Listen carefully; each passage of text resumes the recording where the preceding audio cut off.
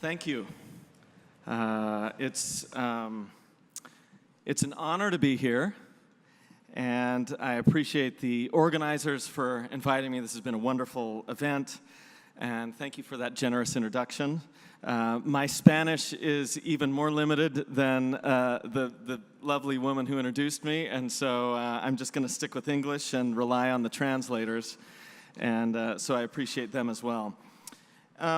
I teach and do research on business ethics, and I've heard all of the jokes that those two things don't go together, do they? Is this like oil and water? Or my favorite is when I tell people I teach business ethics, they say, wow, it must be a really short course.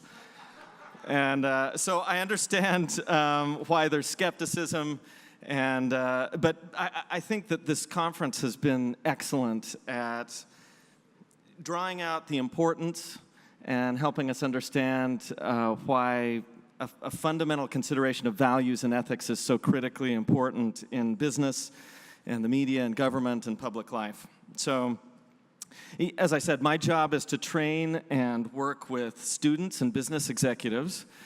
And so I'm really going to speak to you as if you were my students or the executives that I work with. And I think others on the panel that follow will speak a little bit more about how to teach ethics and the approach that they might take in the classroom. But I'm going to let that be a little bit implicit in my remarks. So let me start by asking you a question.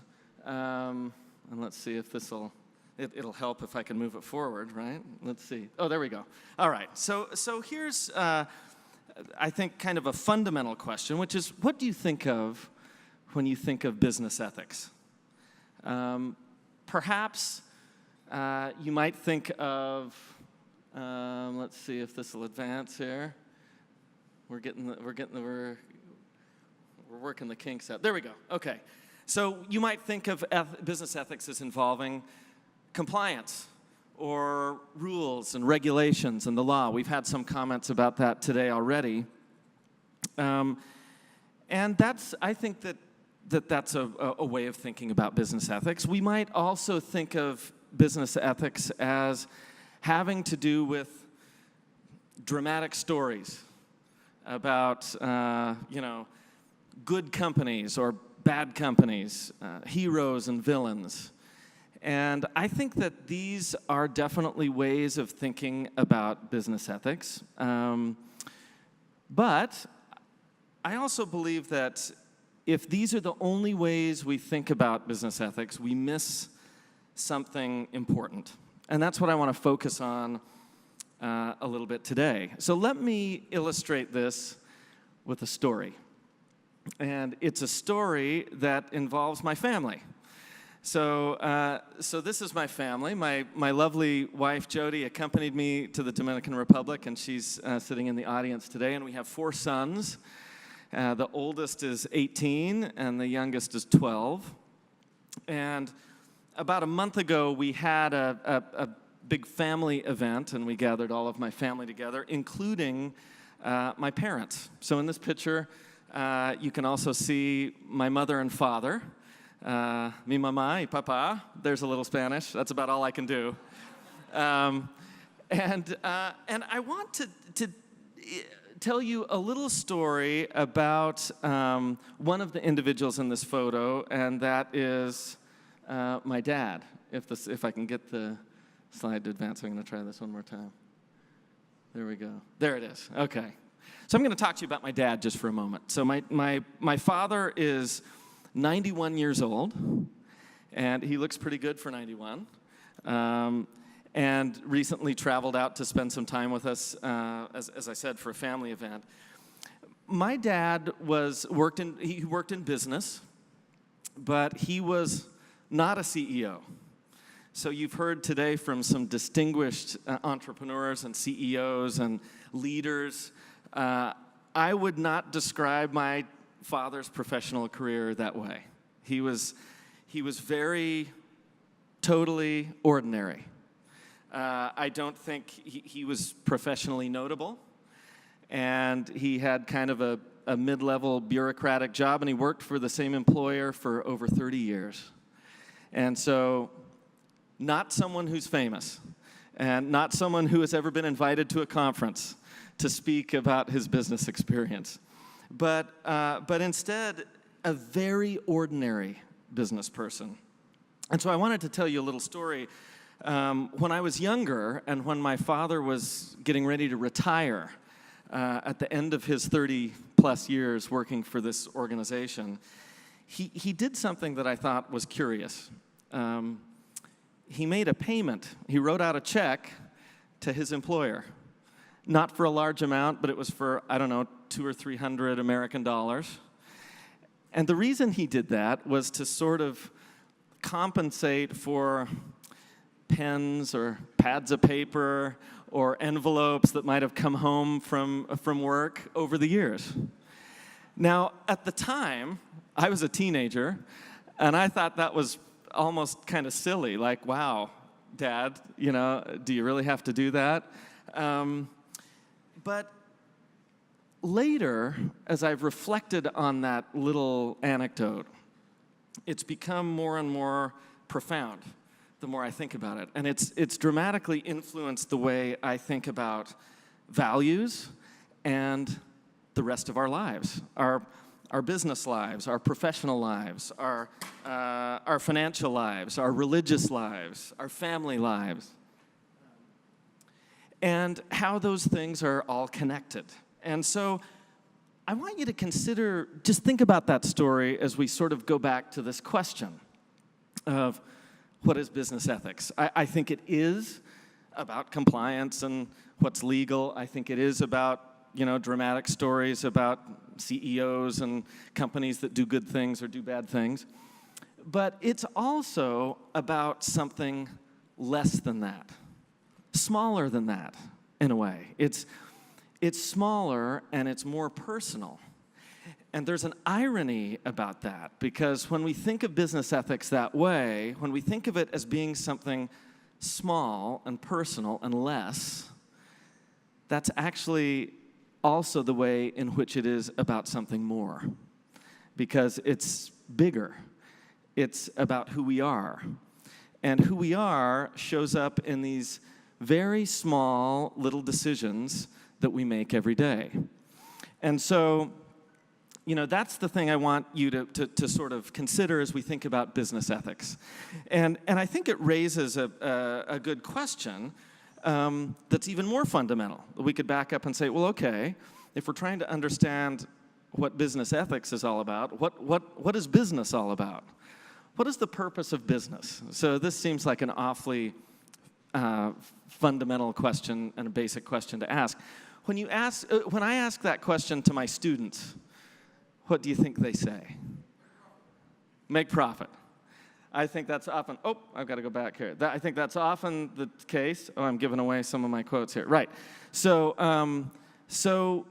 we might say that business is about making money or enriching investors or maximizing profits, right? Oftentimes my students answer that question this way, but when I ask them that question and they answer that way, I always respond and say, that's the stupidest idea I've ever heard. And don't misunderstand, I think it's vitally important for a business to make money, but that's not the purpose. The purpose of a business, so these things might happen, hopefully a business is profitable and it makes money, but that's not its purpose. The purpose of a business, instead, is to create value. Whoop. So let's see, I'm going to figure out how to do this thing eventually. Here we go. There it is. Purpose of a business is to create value. And so I think that raises an additional question, which is, how do businesses create value? What is it that they really do? And I want to suggest that I think the purpose of a business really is to solve a problem. That every business that's profitable is solving some sort of problem. It's providing value that's valuable enough that people are willing to pay something for it, right? And so that might raise a more fundamental question of, in general, what would we describe as the problem that business is trying to solve? So here, let me go to a quote. Here's an old scholar said it this way, said that human society will never escape the problem of the equitable distribution of the physical and the cultural goods which provide for the preservation and fulfillment of human life. So you can see this quote suggests that, indeed, business is solving a problem. What's the problem that business is solving? Well, it's this one, and this is a scholar named Reinhold Niebuhr, and he said this back in 1932. So it was quite a while ago. But you can see that this is essentially what the problem is that business is trying to solve: the distribution of physical and cultural goods which make people's lives better. So the purpose of business is to make people's lives better, right? So, and I think we might say a business isn't worth much if it doesn't provide something valuable that helps us become more fulfilled, as Professor Niebuhr said all those years ago. So this is easy, I think, to understand. And you may be thinking, well, why are we taking the time to talk about this? Maybe all of us in the room sort of understand this. But I think it raises another question, which is, if this is so easy to understand, do businesses and do the people that run these businesses, do they always do a great job of doing this effectively and ethically all the time? Well, regrettably, the answer is no. They don't do that. Or we might say, we don't do that. As Elder Christofferson pointed out this morning, how did he put it? The line between doing what's right and doing what's wrong runs inside of every human heart. So this is us, right? So I think that there are some challenges, and that's what I want to kind of focus on for a few minutes. What are the challenges to doing business ethically? Because there's a lot going against ethics and integrity in business. Otherwise, it would be easy. Otherwise, it would always happen, right? So there are several things that pose a challenge, and let me just highlight those briefly. First of all, to a certain extent, we're simply fighting human nature. So here's Reinhold Niebuhr again. He says, "For all the centuries of experience, men have not yet learned how to live together without compounding their vices and covering each other with mud and with blood." So he's very eloquent in basically saying, we screw this up a lot, right? That human nature, left to our own devices, sometimes we do this wrong, right? Or here's the way another old philosopher put it. Benjamin, in 124 BC, said, "For the natural man is an enemy to God, and has been from the fall of Adam, and will be forever and ever, unless he putteth off the natural man and becometh as a child, submissive, meek, humble, patient, full of love." In other words, left to our own devices, we often choose badly. And sometimes our own nature gets the best of us. So, therefore, acting on our values must be deliberate. Autopilot won't get us there. We have to work at it. And the deliberate nature of choosing to walk ethically and morally and with our values is something that we accomplish one little decision at a time, which goes back to the story that I told you about my dad. So, think about that story that inspired me. When we're looking for inspiration, it may turn out that the small little examples are as inspiring as anything can be. And those choices, they might be small, but as I said before, ironically, that's what makes those choices big.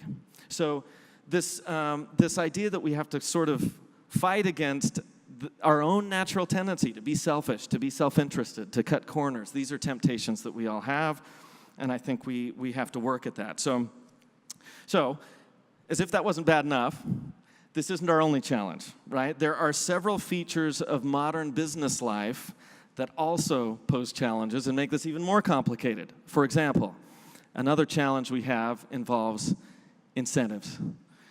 So there's lots of money to be made.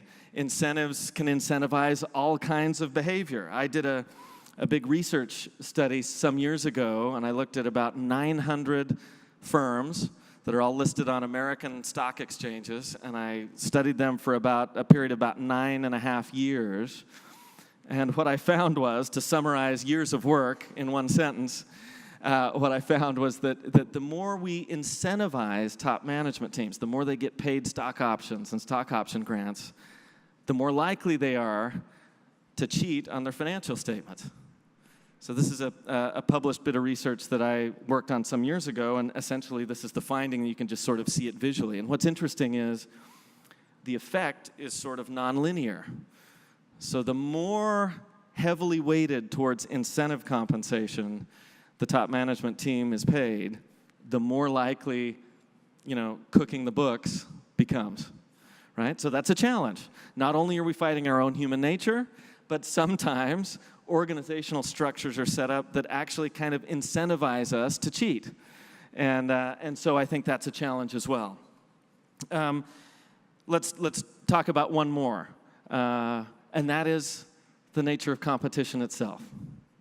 So it turns out, in the same bit of research that I was just referencing, I also found that the organizations that were most likely to falsify their financial statements are organizations that were sort of dramatically underperforming in their industry. So the organizations that were really losing, and they were losing to competitors, were most likely to falsify their financial statements as well, which I think we would say is unethical. I hope so. And so that's that's a challenge. Is that we don't like to lose, and so if we're losing, maybe perhaps out of desperation, we might resort to means that are unethical to try to achieve the ends that we're looking for. And so again, I just wanted to highlight, I do think there are challenges that we all face. Some of them involve just what it means to be human, and we can't always be our best selves, and sometimes if we aren't deliberate about being our best selves, that's when we get into trouble. In addition, there are some features of modern organizational life that pose additional challenges. Sometimes incentives push us towards unethical behavior. Sometimes the dynamics of competition make us reluctant to come out on the losing end in the competitive marketplace, and that essentially provides another incentive to do what's wrong. So this just means, all of this just means that it's often very difficult to conduct business the right way. It's a challenge. It's not easy. Sometimes it's really hard to do the right thing, and these challenges make it harder. But remember, I'm not suggesting that these challenges always corrupt us. Even in my data, going back to the charts I showed you, there are exceptions. There are organizations that paid lots of incentives to their executives, and those organizations didn't falsify their financials. There are exceptions to the rule. And I think that's what I think tees up sort of the final question I will ask, which is, what do we do about this? And how can we, instead of falling into these traps, how can we be an exception and be that example of ethical leadership, whether it's in our business life, our personal life, our religious life, our family life, our public life? So here's where I kind of want to bring us back around to where I started. That seeing business as small can help us see it as big. And it's recognizing that the little choices that we make are oftentimes the most important ones. They're the ones that most fundamentally get to the heart of who we are. And so I think that that's an important thing. This is something that Jacob Marley understood. So I'm going to, if you don't know who Jacob Marley was, I've got a book to recommend to you, which is a classic. It's a play, actually, by Charles Dickens. Jacob Marley was a fictional character. He was the ghost. He was the old business partner of Ebenezer Scrooge, and he visited Scrooge, and he appeared to him in chains, and he was in misery. And Scrooge says to Jacob, "Why are you so miserable? You were a good man of business." And this was Jacob's response. "Business," cried the ghost, wringing his hands again. "Mankind was my business. The common welfare was my business. Charity, mercy, forbearance, benevolence were all my business. The dealings of my trade were but a drop of water in the comprehensive ocean of my business." And so he teaches us, I think, he realizes the thing that we all need to realize, is that our lives are made up of these little choices. And the business decisions we make are but, as he put it, a drop of water in the sea of choices we make across our lives. And so again, what I want to suggest and what I've wanted to argue in my remarks today is that one of the best things we can do is to connect our personal lives and values with our business lives, and that can be a key to understanding what it means to conduct our business with ethics and with integrity. Now, I also teach corporate strategy. In fact, I've written a book on corporate strategy. And so I have students every year that I have in class. I work with executives on strategic planning, and in the world of strategy, here I want to connect this back to the theme of the conference, how conducting business ethically is connected to our values. So, I might summarize business strategy the following way, that, it's a matter of connecting business opportunities in the marketplace with capabilities, with things our organization knows how to do well. And that's what creates a valuable competitive position. A good professor, I think, asks questions. And so these are the questions I would attach to these different lenses on business strategy. One question involves, what's the opportunity? What might we do? What could we do that might create value for customers, for people in the marketplace? And then there's this other question of, how do we do it? Opportunities and capabilities. But here's the thing. This is an incomplete way of talking about strategy unless we also talk about values. And unless we start with values, which asks a fundamentally different question. It's, why are we here? Why do we exist? What is it that's important to us? What do we value that we can bring to the marketplace? This involves mission and purpose and thinking about things like ethics and integrity. And without that overlay of values, just strategizing about opportunities and capabilities is just kind of tactical. It's empty. And you need to start with values in order to know what it is that you really should do to create value for those around you. So in summary, ethics is hard. I'm not here to tell you that it's easy. It's difficult. But organizations that are successful figure out how to make values a part of the conversation, and those choices around values are deliberate, and they start small. But they add up to something that points the way to what it means to be ethical in your conduct. Thanks.